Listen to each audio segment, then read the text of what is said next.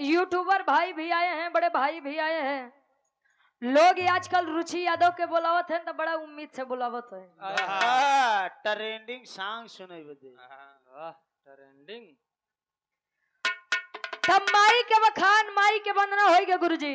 प्रसादी बाटे। अच्छा प्रसादी कुछ लेके आया है? हां दो मुरब्बा एक चंदन के लकड़ी। प्रतापगढ़ में मुरब्बा लेके टहरत है। वाह तेहार थोड़कियों बा वहीं भर गया। प्रतापगढ़ के आंवला बड़ा मशहूर बा। खैर प्रयागराज जाए लगभग दिया जब गुरुजी 4-5 किलो। देख भाई। हाँ देख लिया भाई। प्रतापगढ़ वाले का दिल बड़ा बरियार होता। वाह खाली कहे के पहले के लोग कहे 900 पढ़ा ना एक प्रतापगढ़।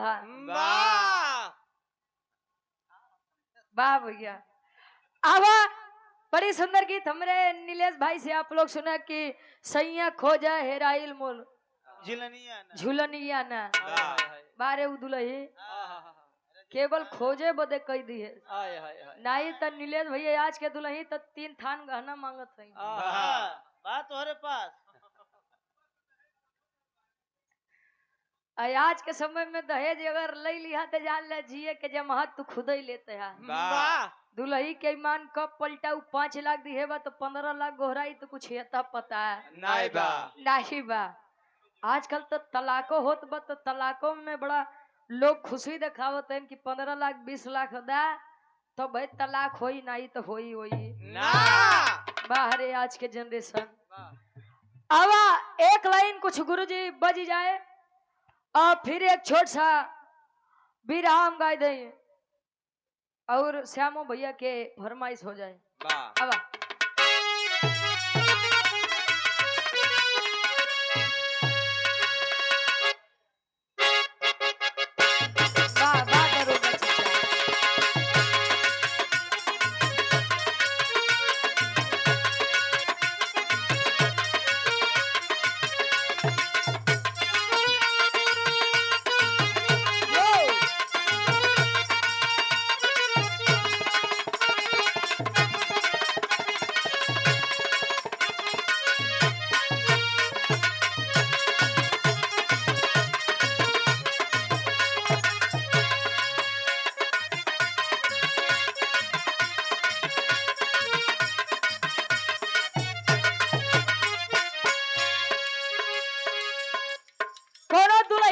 सैया से गुसियान बरिसियान बा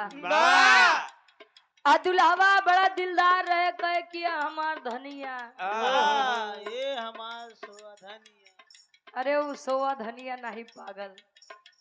भोजपुरी में लोग प्यार से अपने दुल्ही के धनिया कहते। अब तू तो लागत है धनिया के चटनी बनावे। दुल्हवा मनावन करे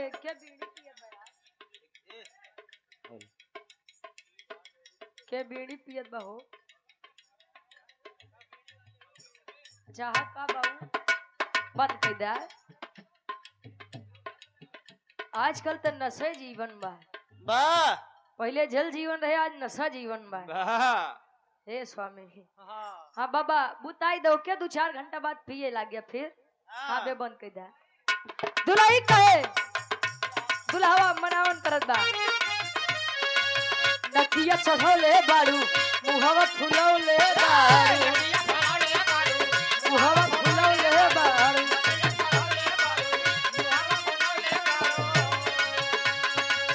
नकिया चढ़ौले बाड़ू मुहवा फुलौले बाड़ू काहे बिछौना गोरी अलगे बिछौले बाड़ू अलगे बिछौले बाड़ू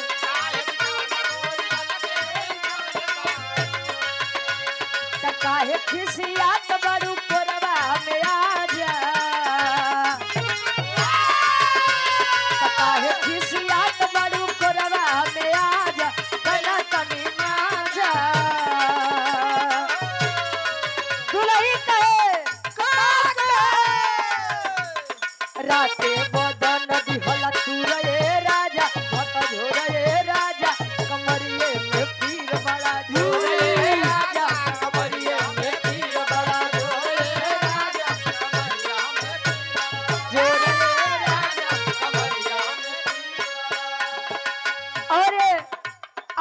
music Prayagraj, Radha music club, Sitaram बिरहा म्यूजिक, भैया चैनल के मलिकार साहब, ये हमारे महेंद्र यादव दादा 201 रुपए का सम्मान, बहुत बहुत धन्यवाद। आशीर्वाद के चारे कि हम बच्चे अपनी कला में कामयाब रहे। कहे राते बदन दिहला तू रे राजा, झकझोरे राजा, कमरिया में पीर बड़ा जोरे राजा। वार दुलही झुमका झूलनी खोजे बदे कहे, अयार दुलही कहे अपने सैया जी से, का कहे, अरे जब ले न ले बहम झुमका झूलनिया,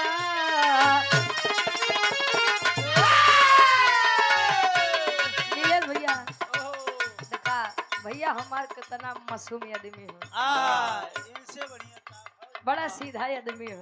ओहो इनसे सीधे अब इनके जैसा अगर दुल्हा जे के मिलो गुरुजी, मान लो भौजी हमार बड़ा भगवान भोलेनाथ के पूजा करे हुए हैं, तपस्या तो ले आप उनका मिला हो बा त्रिभुवन भैया। इनहु सीधी तो आप भौजी हैं। अच्छा इनसे सीधे मार भौजी है, जैसे देसी गाय। खैर हम तो मिली नहीं है, बाकी जिंदगी रही तो नीलेश भैया मिलवा कि नहीं हो। अच्छा मिलवा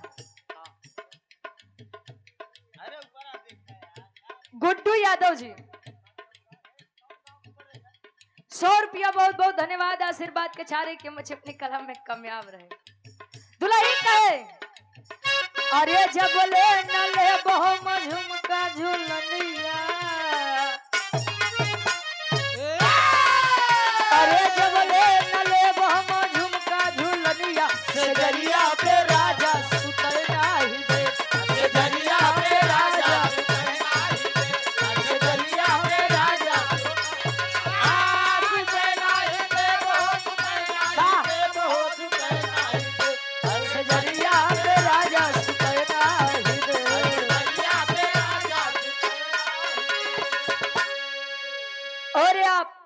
दीपराज यादव जी उर्फ छोटू भैया, भावी जिला पंचायत सदस्य बहरिया वार्ड नंबर 1 से गार्जियन जी के द्वारा ये 201 रुपए का सम्मान, और ये पूर्वी बिरहा म्यूजिक के डायरेक्टर साहब बड़े भाई विशाल कुमार 100 रुपया ऑनलाइन पुरस्कार, बहुत बहुत धन्यवाद। चला कम से कम तू चतुराई के कारण कैश लेके नहीं चलता है।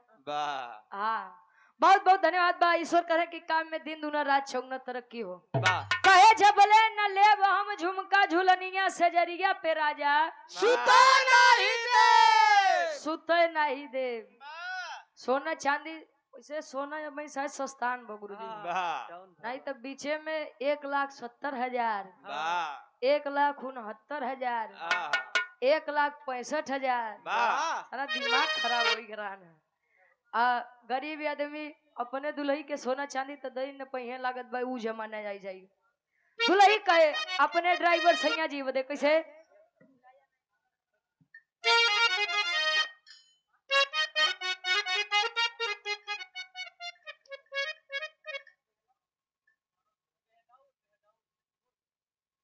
बेहदौल खुर्द की पौल सजी में से बड़े भाई गुड्डू भाई, ये 100 रुपए का सम्मान, बहुत बहुत धन्यवाद। आशीर्वाद के चारे की हम अच्छे अपनी कला में कामयाब रहे। और मैरिज फर्नीचर करकटेपुर खाखापुर कहला प्रोपराइटर साहब अजय या अंकित भाई हमारे, जिनके माध्यम से जिनके आशीर्वाद से हम आए हैं आप सभी के बीच में कार्यक्रम देने के लिए। हमारे भाइयों के द्वारा ये 201 रुपए का सम्मान, बहुत बहुत धन्यवाद। आशीर्वाद के चाह रही ऐसे ही काम में दिन दुना रात चौगुना तरक्की हो। कोहिनूर रेस्टोरेंट एंड ओयो होटल, करनाईपुर बहरिया प्रयागराज, प्रोपराइटर फ्यूज भाई पटेल। वाह भाई क्या करबा, गंदा है लेकिन धंधा है। गुरु जी ये 201 रुपए का सम्मान, बहुत बहुत धन्यवाद। आशीर्वाद के चाह रही कि हम बच्चे अपनी कला में कामयाब रहे। जवन चीज भरे 20 रुपये के मिली, होटल में चला जाए 20 के 100 दी। ये हमरे राकेश चाचा बताओ दादा कहाँ गए? राकेश चाचा चले यहाँ चले, ये चीज के विस्तार बड़ा बढ़िया बताओ थे। आवा दुल्ही बतावे कैसे,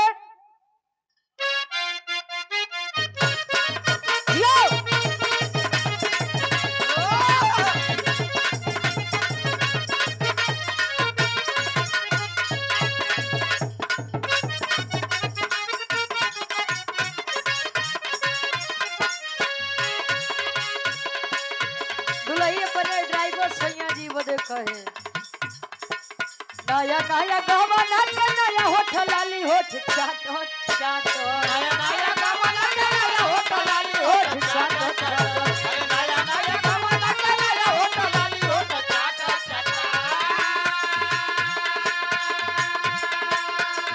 नया नया गवाना के नया होठ लाली होठ चाटो चाटो होठ चाटो चाटो दुबारा ये ड्राइवर गाड़ी हाकत हाथ दुबारा ये ड्राइवर गाड़ी हाकत हाथ दुबारा ये ड्राइवर गाड़ी दुबारा ये ड्राइवर गाड़ी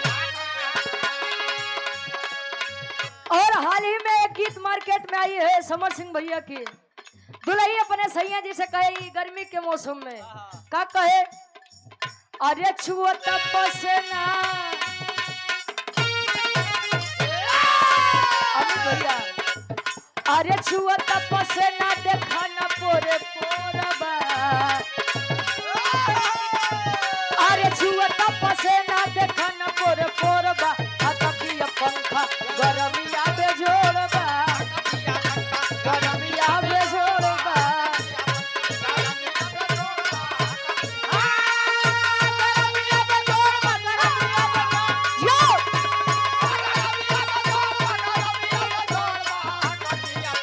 गरमिया बेजोड़बा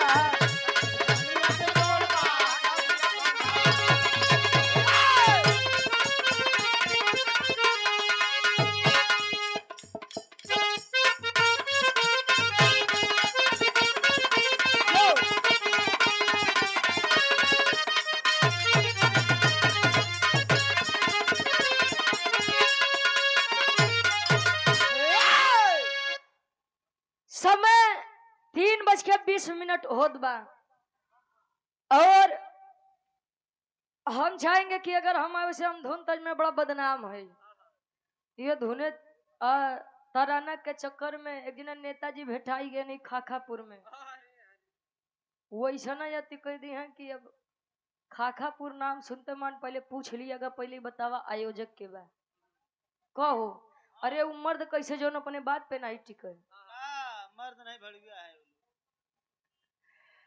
पहले के मदद के जान ला पहले के लोग कहा कि रघुकुल रीति सदा चली आई अब प्राण जाए पर वचन न जाई उ बात खातिर मर मिट जाई है लेकिन बात कटे ना चाहिए कहा यार जुबान दिए ये जुबान कैसे कट जाई हमार आज क्या दे जैसे मुछमुंडा हो गया गुरुजी हाय हाय हाय मोछा वाले मर्द का जानला बड़ा पानीदार आदमी होते वाह वाह और हमारे बड़े भाई त्रिभुवन नाथ यादव जी करनाईपुर छल्ला गमई बका वेम के त्रिभुवन भैया हमारे कहाँ प्रतापगढ़ में आई गए ये 50 रुपए का सम्मान बहुत बहुत धन्यवाद एक छोट सा विराज सुनाई दे ओकरे बाद फिर आप लोगों से विदा लेबे गुरुजी उद्घाटन भा हमरे नीलेश भैया बताएं कि देखो हम होए गोबे की जवन देखी बात बा हमहू देखिन बात बताऊ लेकिन हमरे देखे में और इनके देखे में अंतर रही ये साक्ष्य रूप से प्रमाण के तौर पे देखे होंगे हर पूजा पाठ हम कुल टीवी में देख के आवत है सोशल मीडिया पे देख के आवत है और इतिहास में पढ़ के आवत है इतिहास सबका बना हुआ है हर एक चीज का आशा नहीं पूर्ण विश्वास बा कहानी में मजा भी आई और कहानी में एक सुंदर प्रमाण भी मिली कैसे गुरुजी आवत नहीं सब भावने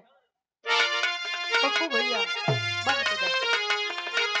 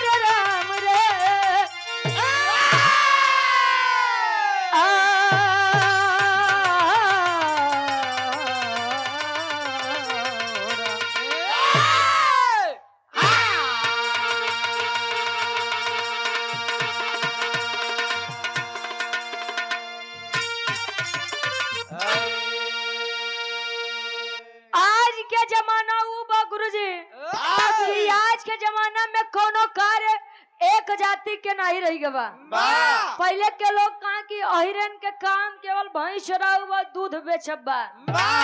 आज तो हर जतिये भैंस रखत बा, हर जतिये दूध बेचत बा।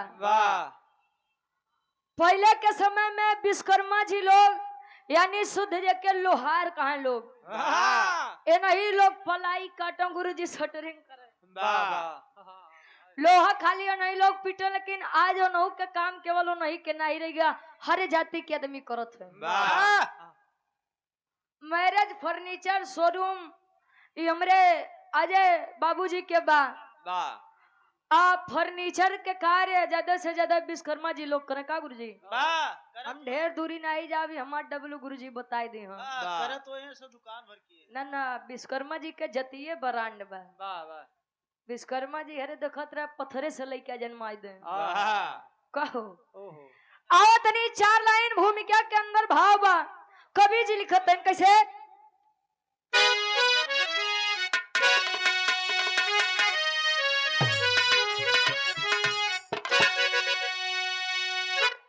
अरे चक्र सुदर्शन त्रिशूल वज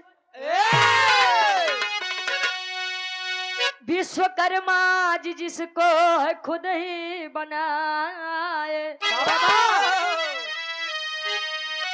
कहे पुष्पक विमान की रचना किए।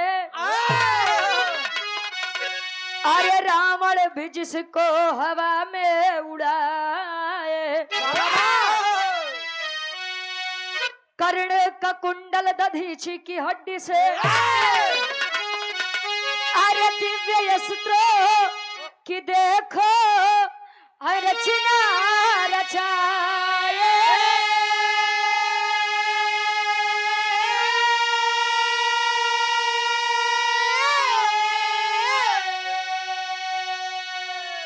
विश्वकर्मा भगवान दुनिया के पहले,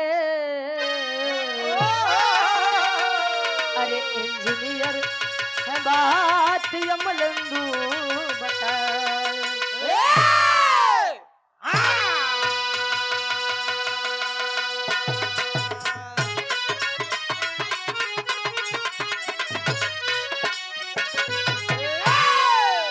कहे चक्र सुदर्शन त्रिशूल वज विश्वकर्मा जी जिसको है खुद ही रचाए, पुष्पक विमान की रचना की है, रावण भी जिसको हवा में उड़ाए। पुरनिया काका दादा लोग कहे कि रहा बेटा कलयुग जब अपने चरम पे आई तब भाटा लग्गी से तोराई, तब हाटा लग्गी से तोराई। कहा थे लोग कि जब कलयुग के अंत रही ते आदमी केवल 3 से 5 इंच तक हुई हो। 3 से 5 इंच के मतलब जान लग कि आदमी कितना बरियार हुए हो। तो वो लोग कहे कि यार का सही में कलयुग में 3.5 हाथ के आदमी होता रहा हुए हो। सोचने वाली बात है, लोग सोचेंगे अब पता नहीं कलयुग के चरम में आई तब ले हम यूरिया पर रहा जाई कि नहीं रहा जाई। तले तो काजनी के तना रुचि है हम गुरुजी, तले कलयुग के चरम दिखाई। विश्वकर्मा भगवान दुनिया के पहले इंजीनियर हैं, बात यमलंदू बताए। विश्वकर्मा जी के आगे अच्छे इंजीनियर फेल है। यहाँ बिरहा में बड़ी सुंदर कवि जी गजल के भाव देते हैं। फिल्मी गजल बा, कोनो लड़का कहे कैसे अपने परवरदिगार अल्लाह से फरियाद करे।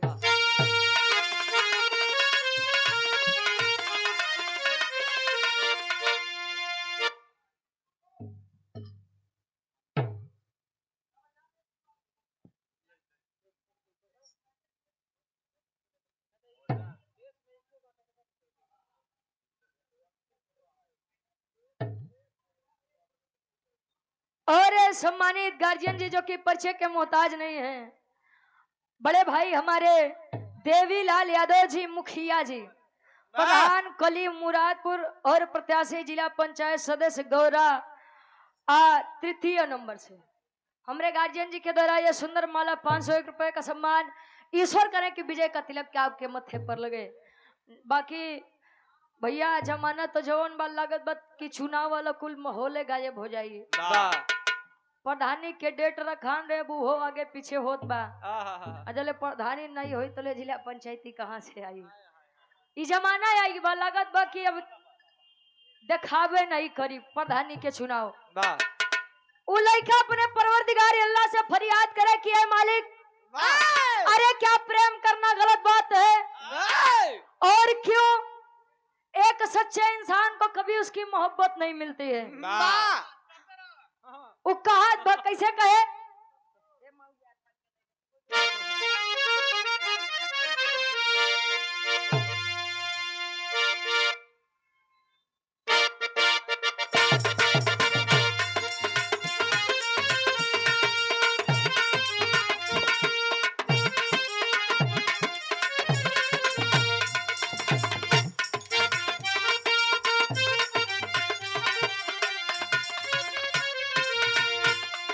लड़का कहे, अरे खुदा तुझसे अर्जी लगाऊं,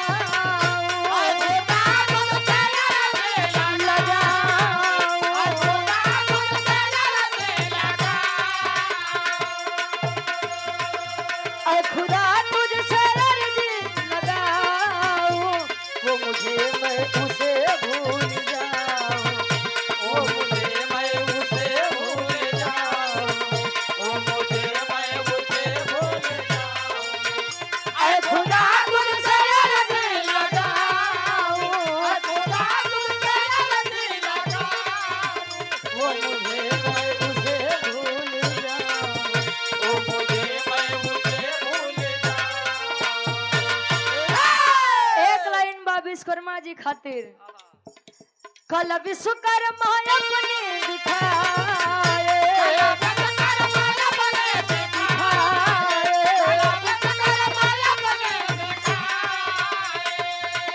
कल विश्वकर्मा अपने दिखाए, अस्त्र शस्त्र ले वस्तु बनाए, अस्त्र शस्त्र ले वस्तु बनाए, अस्त्र शस्त्र ले वस्तु बनाए। ये होगा अस्त्र शस्त्र ले वस्तु बनाए।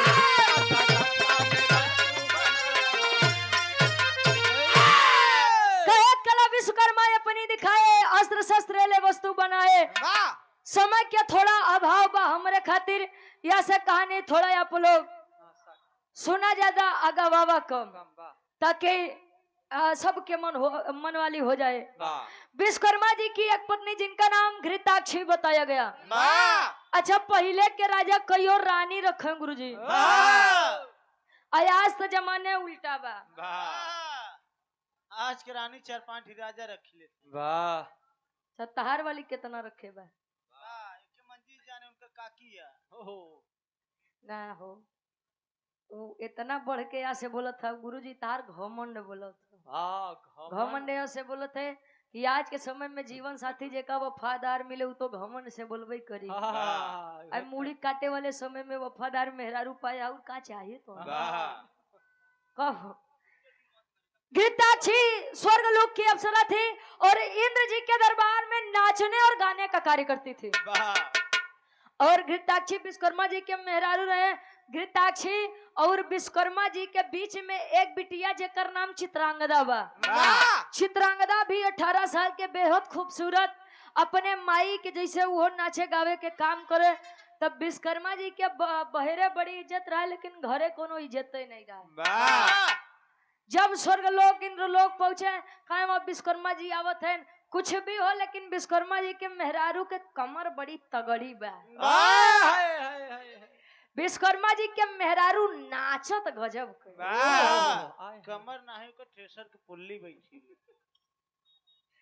लोग जब इतनी बत्तियां कहा कोनो मर्द रही, पानीदार मर्द रही तो के नहीं भी भरोसा होई और नहीं तो बर्दाश्त होई।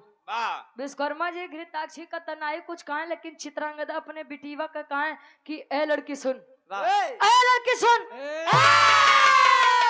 जहाँ पर तेरी शादी करा दूंगा वहीं पर जाना और वहीं पर नाचने और गाने का कार्य करना। क्या गाना थे बट रे यार, नाचे और गावे में बड़ा अंतर होता। यूट्यूब उठा के देख ला, कहूँ रुचि के यार कहा कि अगर यह नाचने का कार्य तुझे करना है तो आज के बाद ये काम करते तू मुझे दिखनी नहीं चाहिए।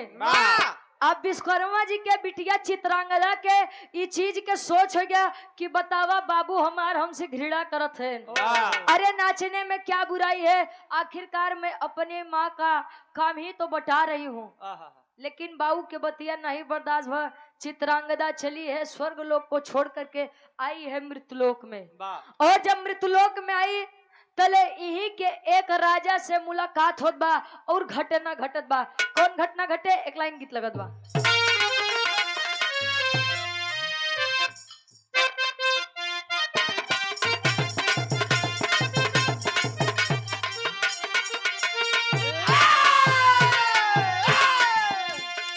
दुल्हावा मार्केट बाजार करके जब लौटा तो अपने दुल्हैया के सामान गिनावत बा। हई सेंट गमकौआ हमारे खातिर,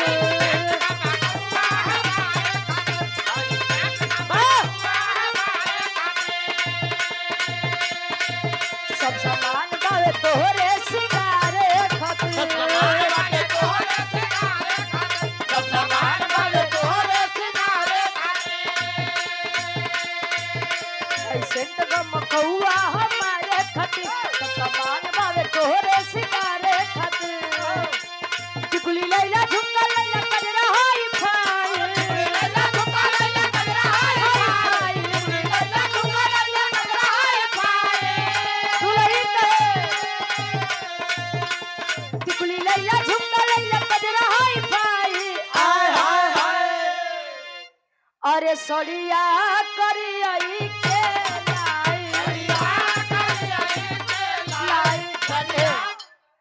सड़िया करियई के लाई। अब तो करियो कपड़ा के बड़ा ट्रेंड चलत बा। लेकिन उ विश्वकर्मा जी के बिटिवा चित्रांगदा मन उदास कोई के चली बा होत बा। और हमरे गार्जियन जी दरोगा यादव जी गीता नगर रानीगंज प्रतापगढ़ श्रोता सम्राट जी ने कहा जाता है। बिहार तक चल जाए बिरहा सुने बदे। 201 रुपए का सम्मान, बहुत बहुत धन्यवाद। आशीर्वाद के चारी कहे होके गुस्सा में कन्या वहां से चली, होके गुस्सा में कन्या वहां से चली, होके गुस्सा में कन्या वहां से चली। मृतलोकवा में आई कचनारी कली, मृतलोकवा में आई कचनारी कली, मृतलोकवा में आई कचनारी कली। भटके इधर उधर कहे कि किधर जाई,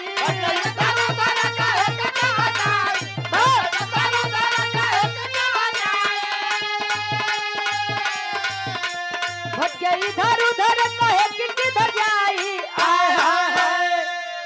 अरे राजा सूरत के पास आई,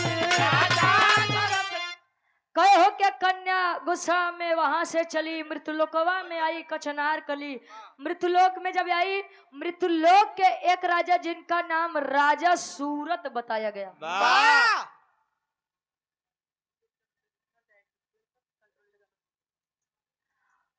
VS computer educational online class offline class की भी सुविधा है। डायरेक्टर हमारे शिवम सर के द्वारा ये 50 रुपया बहुत बहुत धन्यवाद आशीर्वाद के चाह रही कि हम बच्चे अपनी कला में कामयाब रहे।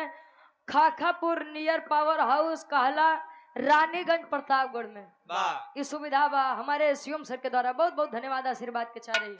ए भैया, राजा सूरज से जब आंख से आंख लड़ी गुरुजी, दादा राम कैलाश यादव जी कहा कि तेरी मेरी आंख लड़ी, लोगों ने बदनाम किया, कहा दुनिया के बक्कई दा। हम तू अपन काम किया।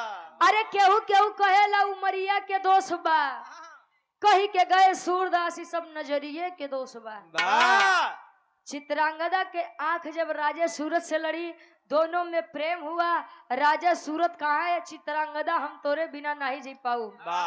चित्रांगदा कहे कि ए हमार सैया हम तोरे बिना नहीं जी पाऊ। पिताजी वैसे भी मेरी शादी की बात कर रहे हैं, जात है और बाबूजी से बात करब और बाबूजी से ही प्रेम विवाह खातिर राजी करवाऊ। आई है। अच्छा, चित्रांगदा जब आई तो स्वयंवर रचाए हैं विश्वकर्मा जी अपने बिटिया बदे। स्वयंवर का मतलब तो यह होता है कि स्वयं की इच्छा से वर को खोजे ना। लेकिन स्वयंवर में क्या हो जाना था आप लोग?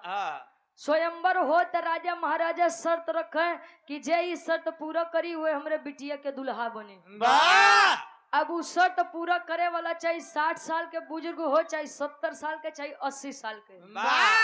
ऐसे ने तो अपने बिटिया के जीवन नाश कर दे उ लोग। बड़ा ठीक बा कि स्वयंवर बंद हो गए बा, नहीं तो 17 साल के लड़की कहूँ 95 साल के आदमी के साथ है तो कहूँ 80 साल के आदमी साथ जाते। अच्छा स्वयंवर रचात बा, आई चित्रांगदा कहे बाबूजी एक बात करनी है। कहें बेटा मुझे भी तुझसे बात करनी है। कहे अरे लागत बा बाबूजी के गुस्सा शांत बा, हमार काम हो जाई। कहे बाबूजी, कहे कि बेटा मेरी बात सुनो। कहे कि मैंने तुम्हारे लिए स्वयंवर रखा है, ये राजा महाराजा आए हैं, शर्त पूरी हो जाएगी और शर्त के मुताबिक तू इन्हीं में से किसी एक की पत्नी बन जाएगी। अब चित्रांगदा खड़ी होके कहे स्वयंवर हमरे बदे नहीं का तोहरे माई बदे। कह रहे किसी ने कहा आपसे मेरा विवाह करने के लिए? पिताजी मेरी बात सुन लीजिए, मैं मृत्युलोक के एक राजा सूरत से प्रेम करती हूँ और उन्हीं से शादी करूंगी, ये मेरा अंतिम फैसला है। अब भाई विश्वकर्मा जी पानीदारी आदमी गुस्सियाई गए। कहे कल के लड़की हमका ते बतैबी कि तार खुशी कहाँ बा कहाँ नहीं बा। कहे कि जा मैं तुझे श्राप देता हूँ कि तू जिस लड़के के लिए मेरी शान के खिलाफ जा रही है, तू अब जिस लड़के से भी मेरे इजाजत के बगैर शादी करेगी, उस लड़के की मृत्यु बीच मंडप में ही हो जाएगी। मतलब ये कि जैसे वो लड़कवा तोरे मांगी में सेनूर डाली और सेनूर डलते मान यमराज जी आज हो के चल दी है लड़के यम लोग, मृत्यु को प्राप्त हो जाएगा।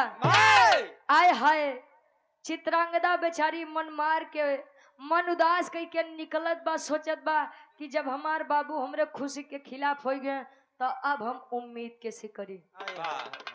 मृत्युलोक में आई है और विचार कर रही है, का टेरी के भाव लगत बा।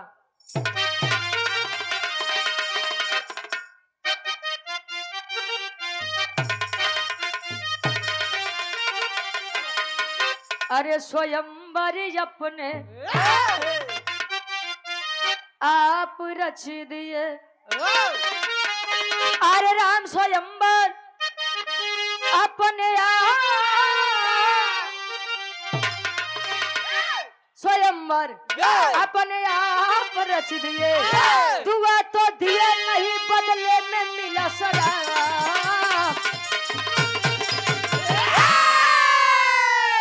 अरे दुआ तो दिए नहीं बदले में मिला शराब, स्वयंवर अपने आप रच दिए। मन मार के नदी किनारे बैठी बा, सोचत बा कि काहे नहीं हम ही अपन जान दे दे। काहे से कि अब बिना पिता के आज्ञा के चाहे जैसे शादी करब उ तो मर जाए हैं, हम सुहागिन बनते मन विधवा हो जाते जिंदगी कोने काम के। पानी में कूदी है अपनी जान देने के लिए, पानी का बहाव तेज है। पानी के बहाव के कारण जब लड़की मूर्छित होकर के पहुंची है एक मुनि जी की कुटिया के सामने, जिनका नाम ऋतिक ध्वज मुनि बताया गया।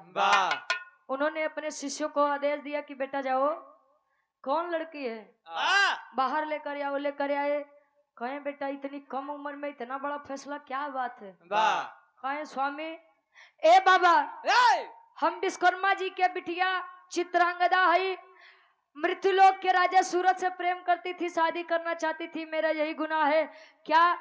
मुझे अपने इच्छा से अपने लिए वर को खोजने का कोई अधिकार नहीं। लोग कहते हैं कि शादी के बाद किसी से प्रेम करना गलत है, तो ये बताइए प्रेम किसी और से और शादी किसी और से, क्या ये सही बात है? अब माई बाबू की इतनी खराब आदत बा, जले तन पे कपड़ा नहीं रही, 2 टाइम के भोजन नहीं रही तो समाज नहीं दई। और लड़का सौकुल अपने पैर पे खड़ा हो जाइए, कहिए बाबू हम प्रेम करी थी एक आदमी से, तनी शादी करे चाही थी, तब माई बाबू कहिए समाज में हमारी बड़ी बदनामी हो जाए। समाज की चिंता तब करिएगा आप लोग जब समाज आपको रोटी और कपड़ा देना चालू कर दे। नहीं तो समाज तो चाहते बा कि तू नंगा घूमा हम तो देखे। इस समाज बा आज के समय में इतनी बतिया कहे 26 कर्मा जी खोजत खोजत पहुंचन ऋतिक ध्वज मुनि के कुटिया के पास कहे किया लड़की चल स्वयंवर तेरा होगा और मेरे इच्छा से तेरी शादी होगी। ऋतिक ध्वज मुनि समझावे लगे ए विश्वकर्मा जी अरे यार सम्मानित आदमी है या काहे नहीं बियाह कोई देता लड़किया के। विश्वकर्मा जी गुस्सिया गए हम कहे तू संत आदमी तू का बाप बिटिया के बीच में बोलत है तू का जनबा की इज्जत और बेइज्जत का होत हो। विश्वकर्मा जी इतनी बतिया में जब बोले तो ऋतिक ध्वज मुनि गुस्सिया के निकाल के कमंडल के पानी छिड़क देन कह के जाइए अरे जाइए मैं आपको श्राप सुनाता हूँ। बड़ा घमंड है आपको अपनी शक्ति पर इस सुंदर काया पर ये आपकी सुंदर काया एक वानर रूप में बदल जाएगी। अजल वानर रूप पाए तले अब विश्वकर्मा जी कहें स्वामी मुक्ति कहें कौन मुक्ति अब मुक्ति तबे मिले चले बिटिया के बियाह राजा सूरत से करवा। अब विश्वकर्मा जी वानर रूप लिए मुक्ति मुक्ति मुक्ति मुक्ति मुक्ति मुक्ति मुक्ति मुक्ति यार वो के तू ही जाने कि तू का किया। करत करत पहुंचन कहा अंजन प्रदेश हुए अंजन प्रदेश जहाँ हनुमान जी के जन्म और सेवा सत्कार भरे। अंजन प्रदेश में जब विश्वकर्मा जी वानर रूप लेके पहुंचन तो जवान छोट कुल वानर भालू हन विचार करते हैं अरे यार ये बड़का वानरा कहाँ से आई गयो। विचार करते हैं कैसे बिरहा के आखिरी तर्ज लगत बा खाटी इलाहाबादी तर्ज।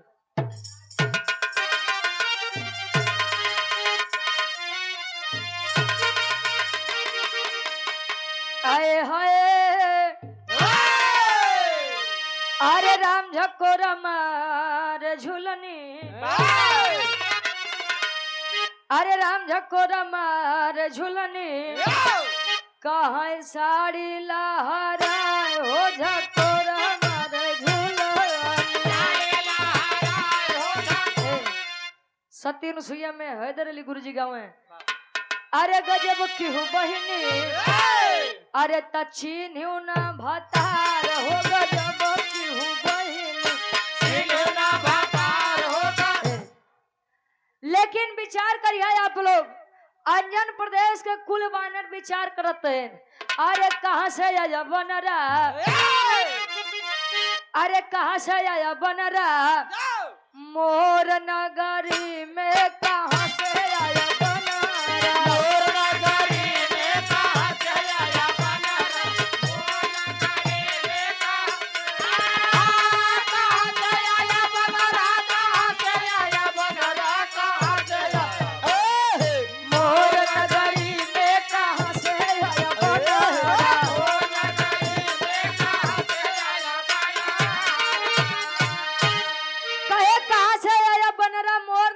विचार करते हैं तले हनुमान जी कहन विश्वकर्मा जी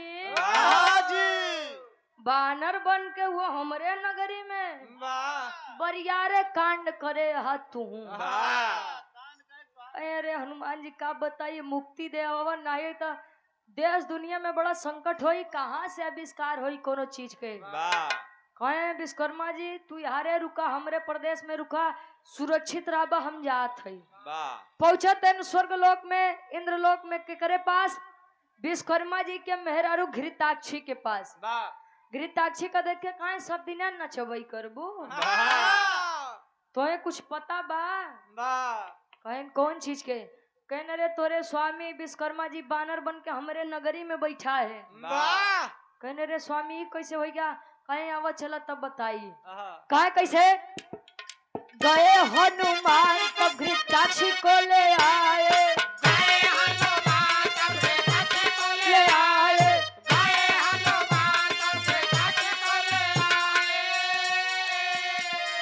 वानर बन के विश्वकर्मा संबंध बनाए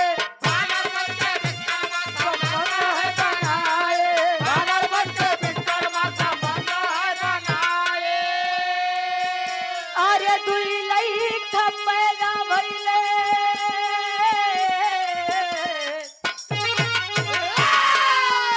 अरे दुई लई पैदा भइले चर्चा सगरी में कहाँ से आया नगरी में कहाँ से आया बनरा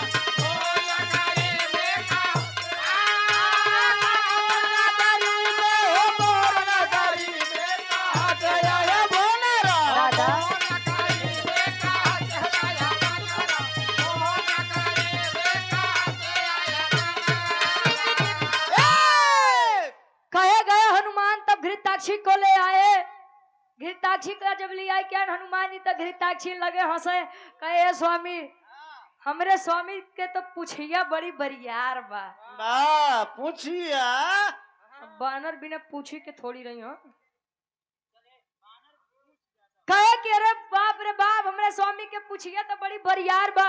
हनुमान जी कहन तो कहाँ से बदहिया लिया क्या यही कहन तब कहन कि प्रेम नहीं पाऊ तू कहन नहीं पाई स्वामी, जब से हम लोग नाचे गावे लगे हमार स्वामी हमरे ऊपर से ध्यान हटाई दी है। कहन उ बानर बना अगर प्यार चाहिए तो तू बन जा बनरी। घृताक्षी कहे तो हर दिमाग खराब बा, इतना सुंदर रूप हम बनरी के ले बे।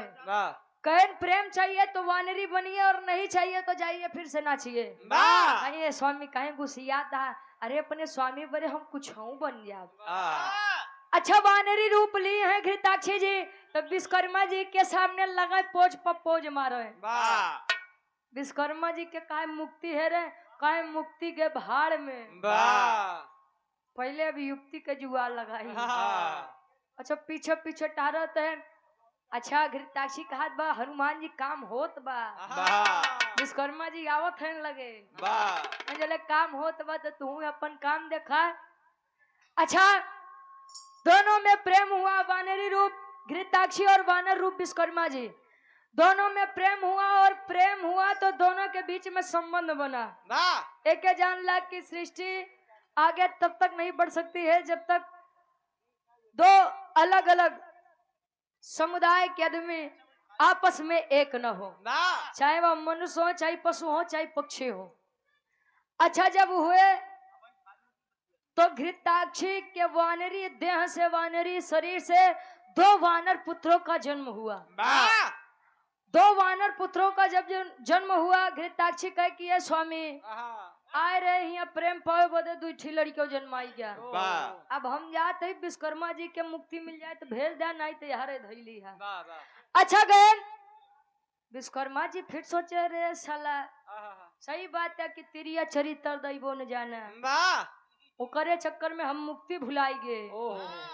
अच्छा फिर से टारत है नारायण ऋतिक ध्वज मुनि की कुटिया के पास, कहे बाबा राजा सूरत तनाही मिलन बोलाई देता कन्यादान कर दे तब बनरे रूपे में ढेर दिन नहीं रहवावत बा। अच्छा लियाई क्या विवाह करवाए राजा सूरत और अपनी बेटी चित्रांगदा का विवाह जब करवाए, श्राप से मुक्त हुए और पुनः विश्वकर्मा जी को उनका देह और शरीर मिला। अब विचार करेंगे उन दोनों पुत्रों का नाम क्या हुआ जो विश्वकर्मा जी के वानरी रूप से जन्म लिए थे। कैसे आल्हा के भाव में प्रमाण देते हैं कवि जी।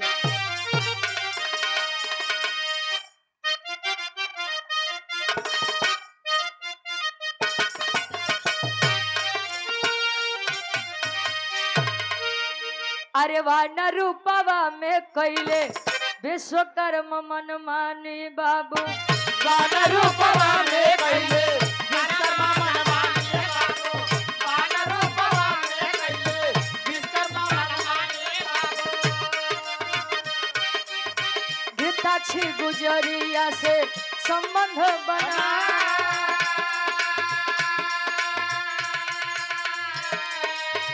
दुई लइका पैदा भइले अंजन परदेशवा में बाबू, दुई लइका पैदा भइले अंजन परदेशवा में बाबू, दुई लइका पैदा भइले अंजन परदेशवा में बाबू।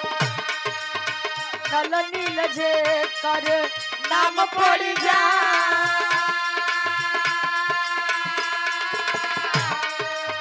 खेल कूद खुशी होई के अंजन परदेशवा में भैया,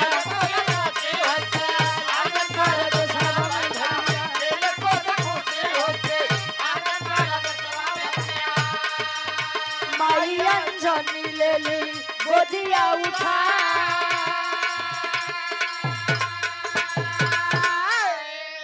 जिन दो बच्चों का जन्म हुआ उनका नाम नल और नील बताया गया।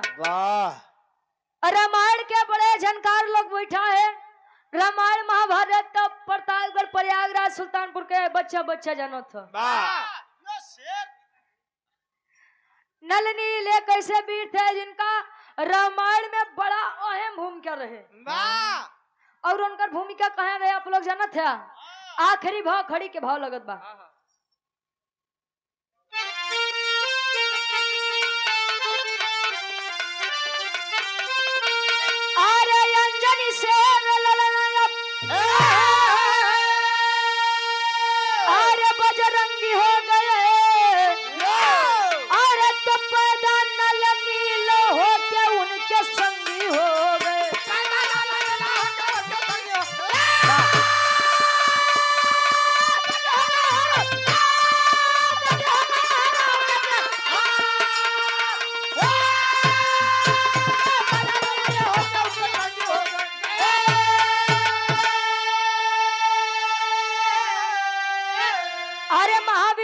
से खबर लेके आए तो नल नील समुद्र के मार्ग बना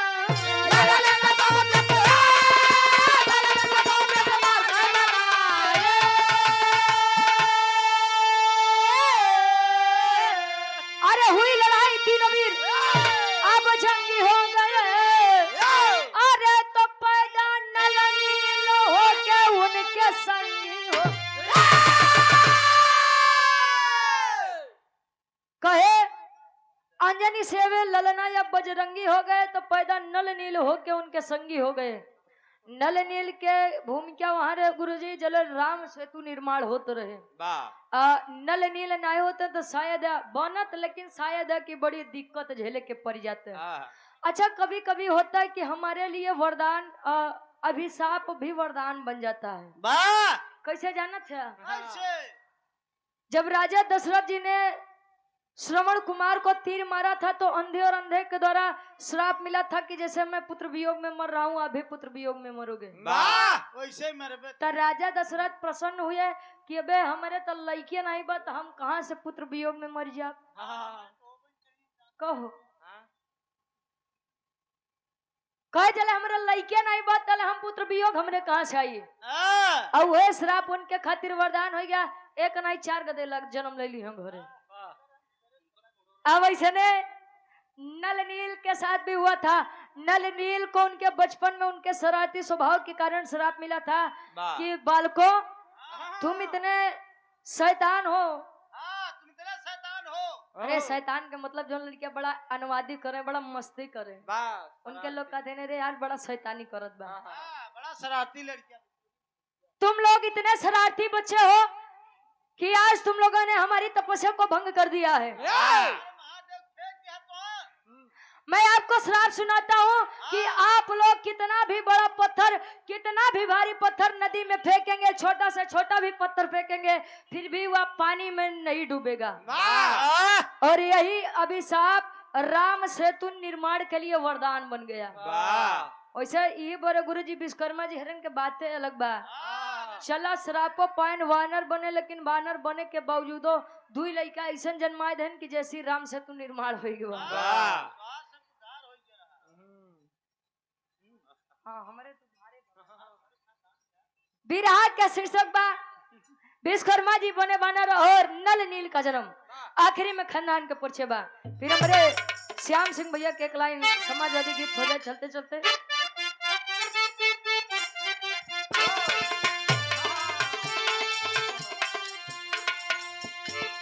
गुरु बिहारी गुरु गणेश जी स्वर्ग की राह तकाए स्वर्ग की राह तकाए भैया स्वर्ग की राह तकाए स्वर्ग की राह तकाए भैया स्वर्ग की राह तकाए।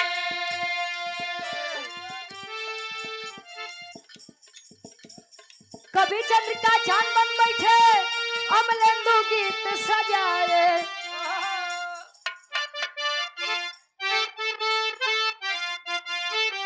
अरे स्वयंवर अपने आप रच दिए गावे रुचि दोपहरी का पानी नाप स्वयंवर अपने आप रच दिए।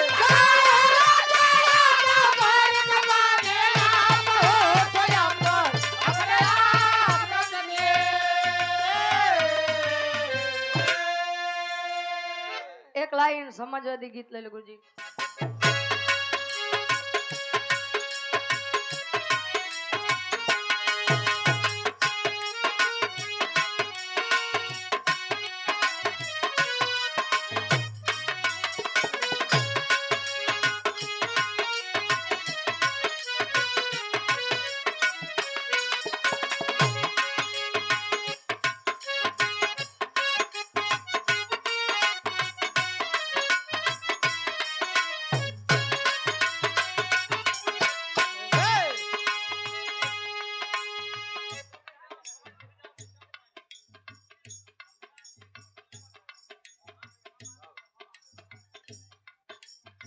बड़ी बढ़िया गीत के संकेत बा।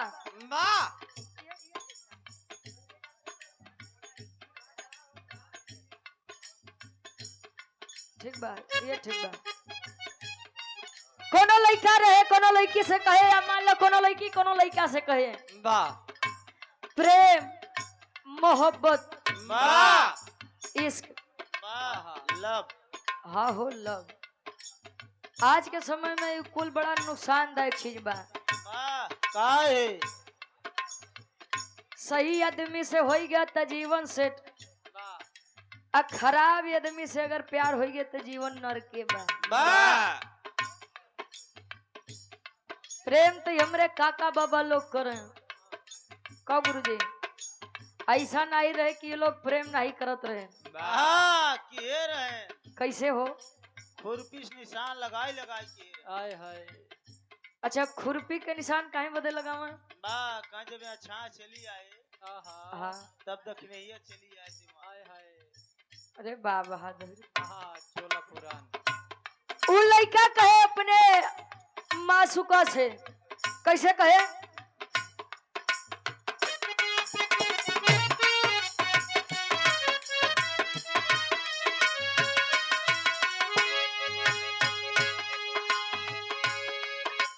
काहे करेलू हमके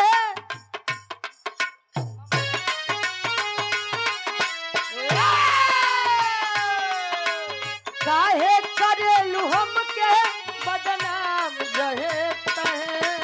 काहे करेलू हमके बदनाम रहे तहे। काहे करेलू हमके बदनाम रहे तहे। काहे करेलू हमके बदनाम रहे तहे। जनवों से ज्यादा तोहरा से, जनवों से ज्यादा तोहरा से प्यार भइल रहे। जनवों से ज्यादा तोहरा से प्यार भइल रहे जन्मों से ज्यादा तोहरा से प्यार भइल रहे। अरे काहे करेलू हमके बदनाम जय कहे ए काहे करेलू हमके बदनाम। जय कहे जनवों से ज्यादा तोहरा से, जनवों से ज्यादा तोहरा से प्यार भइल रहे। जनवों से ज्यादा तोहरा से प्यार भइल रहे जन्मों से ज्यादा तोहरा से प्यार भइल रहे। कहे काहे करेलू हमके बदनाम जहे तहे। वाह अजन्मों से ज्यादा तोहरा से प्यार भइल रहे। जहे तहे का मतलब जगह जगह। आय हाय अच्छा, आज के लोगन के फितरत बा, वाह मिल जाए तो बड़ी ठीक बा, बड़ी नगद बा, और नहीं मिले कहे करे खानदाने में बेवफाई लिखी बा। वाह का करबा? आदमी तुरंत तो करे खानदाने पे चढ़ जाइया, लागत बा कुल खानदान नहीं तारत। वाह वाह ई तो तरज बा।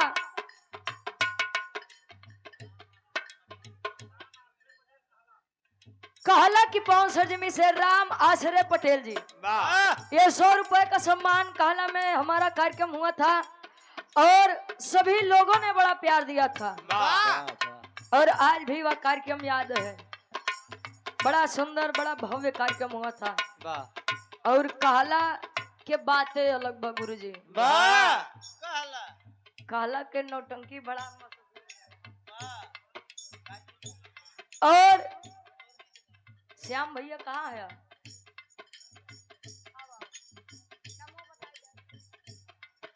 अरदास बाई मंच के माध्यम से एक बात जान लीजिए, माँ से बड़ी कोई देवी नहीं और पिता से बड़ा कोई देवता नहीं।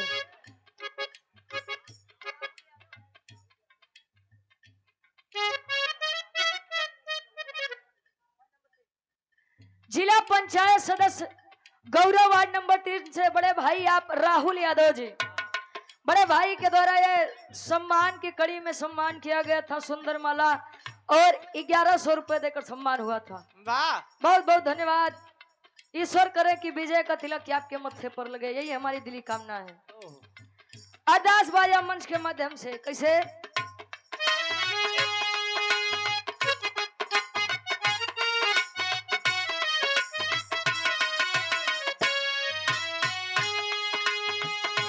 आजा हंसवा पे होई के सवार मैया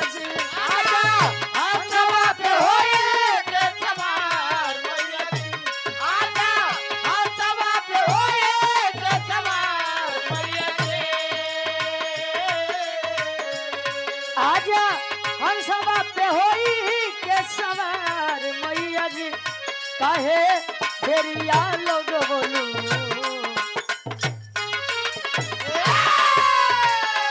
काहे देरिया लोग बोलू हमार मैया जी काहे देरिया लोग बोलू हमार मैया जी काहे देरिया लगवलू हमार मैया जी आजा हंसवा पे होए के सवार मैया जी आजा हंसवा पे होए के सवार मैया जी काहे देरिया लोग बोलू हमार मैया जी काहे देरिया लगवलू हमार मैया जी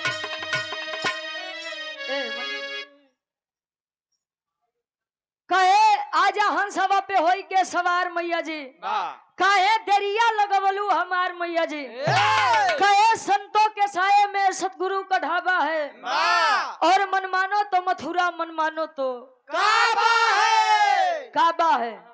बड़ी बढ़िया बढ़िया बातें आप लोग नीलेश भाई के द्वारा सुना, बड़ी अच्छी अच्छी बात रहे। एक बात जान लीजिए कि देव और दानव कलयुग में कहीं शरीर में वास करते हैं।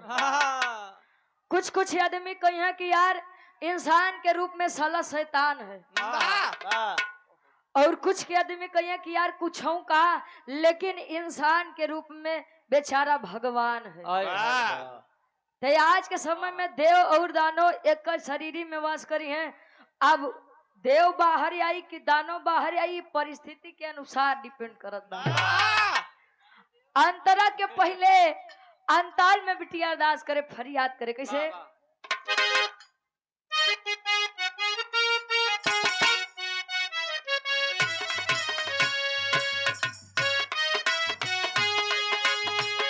तोहरे की पास मैया महफिल में गाए तोहरे की बात मैया महफिल में गाए तोहरे की बात मैया महफिल में गाए रागयो रगनिया दैदा गीतिया सजाए रागयो रगनिया दैदा गीतिया सजाए रागयो रगनिया दैदा गीतिया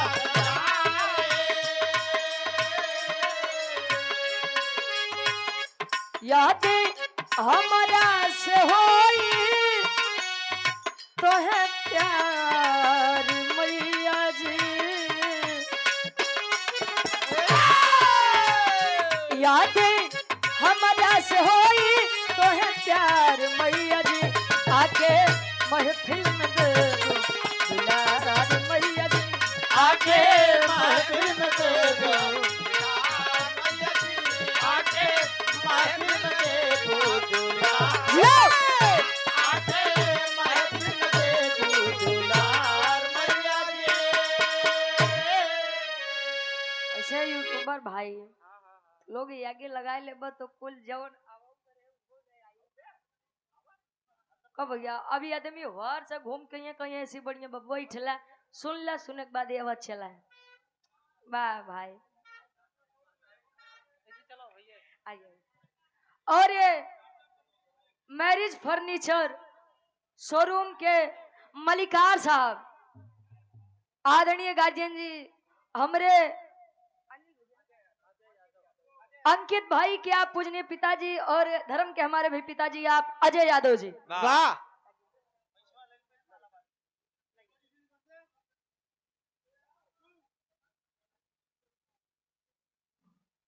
गार्जियन जी के द्वारा हम चाहेंगे कि एक बार गार्जियन जी का जोरदार तालियों के साथ स्वागत और सम्मान कर दीजिए। सम्मान करे रहबा बात व्यवहार बनाए रहबा तो हो सकत है तनी सा सस्ते में काम निपट जाए का गुरु जी।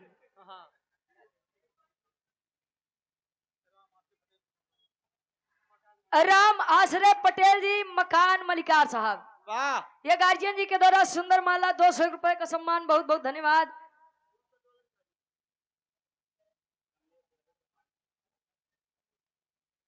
और धर्म के हमारे बड़े भाई कमलेश यादव जी करनाईपुर की पावन सरजमी से वाह अजय भैया के आप भाई हैं। अच्छा गार्जियन जी के द्वारा यह सुंदर माला और 251 रुपए का सम्मान बहुत बहुत धन्यवाद। ऐसे ही आप सभी का प्यार दुलार सम्मान हम बच्चों को मिलता रहे और ईश्वर करे कि काम में दिन दुना रात चौगुना तरक्की हो। वाह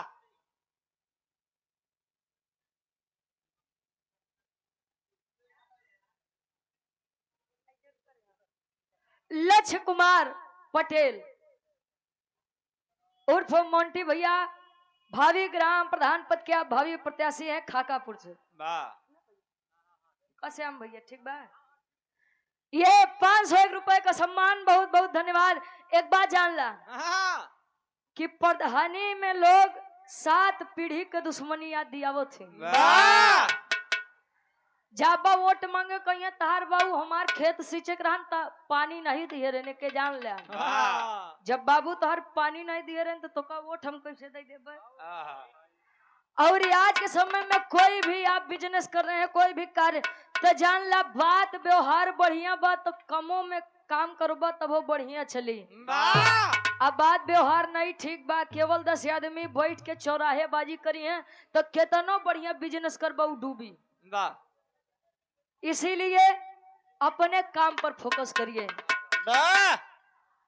कहे मन की तरंग मार लो बस हो गया भजन आदत बुरी सुधार लो बस हो गया भजन भजन। आज के समय में मन चंगा बा तो कठौती में गंगा बा नहीं तो प्रयागराज नहा बदे कितना जने भागन गुरु जी नहाने नु तो ठीक है बा लेकिन कितना बेचारे बालू के तरह पिंडा पर आई। कुछ लोग बचा यहाँ से मन साफ करिए। मन साफ बा तो ईश्वरों कहिए कि ना ना यार आदमी बढ़िया बा। आखिरी भाव में बिटिया बताओ कि बिरहा जगत में हमार खानदान का बा अब बिरहा जगत में हमार माई बाबू के बा कैसे।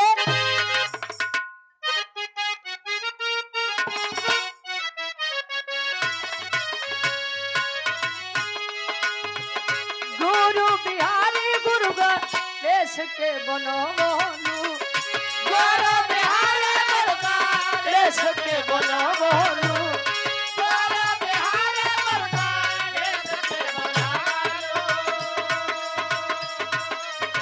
रामदेव चंद्रिका के तू ही सजो बोलू रामदेव चंद्रिका के तू ही सजो बोलू रामदेव चंद्रिका के तू ही सजो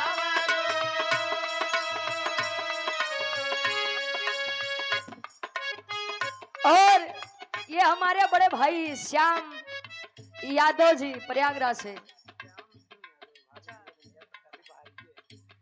श्याम सिंह यादव जी भावी जिला पंचायत पद के आप प्रत्याशी हैं बहरिया की पहुंच हजमी से वार्ड नंबर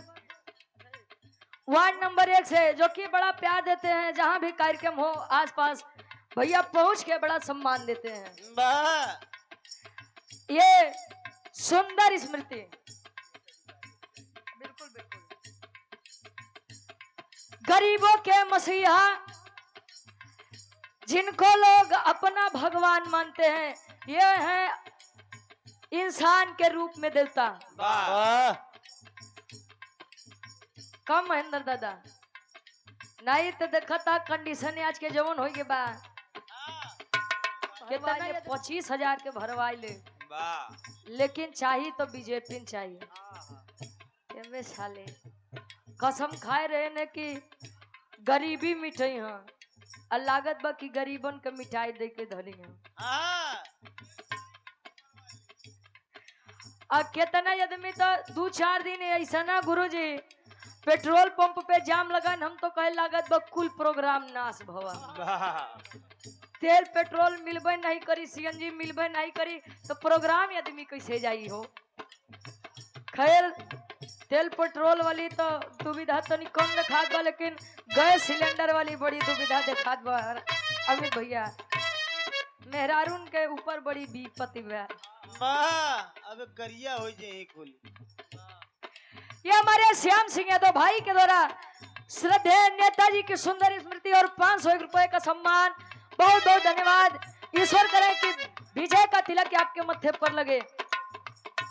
एक बात आप सभी से कहना है कि आप किसी को किसी भी पद पर बैठाइए चाहे प्रधान के पद पर ही क्यों बैठाइए लेकिन जिसे भी बैठाइए शिक्षित व्यक्ति को बैठाइए नहीं तो गदहा के कुर्सी देब तो मुड़े में फंसाई के टहरी ना क्यों पर बैठे। वाह अशिक्षित आदमी के कुर्सी देबा तो वो समझी कि ना यार शिक्षा का अभाव है, तेल पेट्रोल का अभाव है, गैस सिलेंडर के अभाव बा।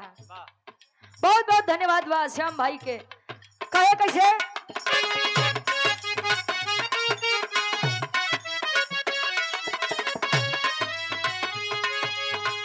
गुरु बिहारी गुरु गणेश के बनमोलू, गुरु बिहारी गुरु गणेश के बनमोलू, गुरु बिहारी गुरु गणेश के बनमोलू।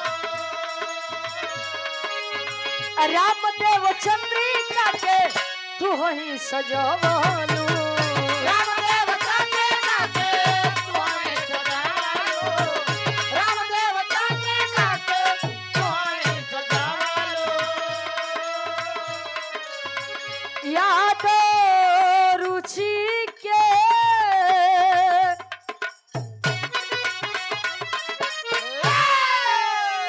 अरे याद रुचि के दई द प्यार मैया जी। अरे कहे देरिया लगवलू, अरे कहे देरिया लगवलू हमार मैया जी, काहे देरिया लगवलू।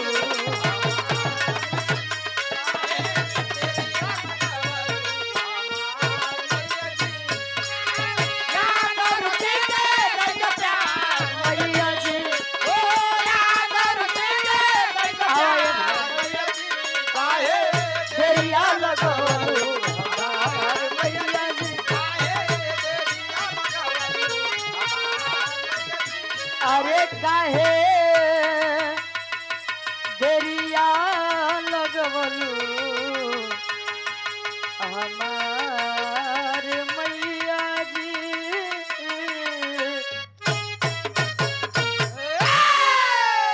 और आप सम्मानित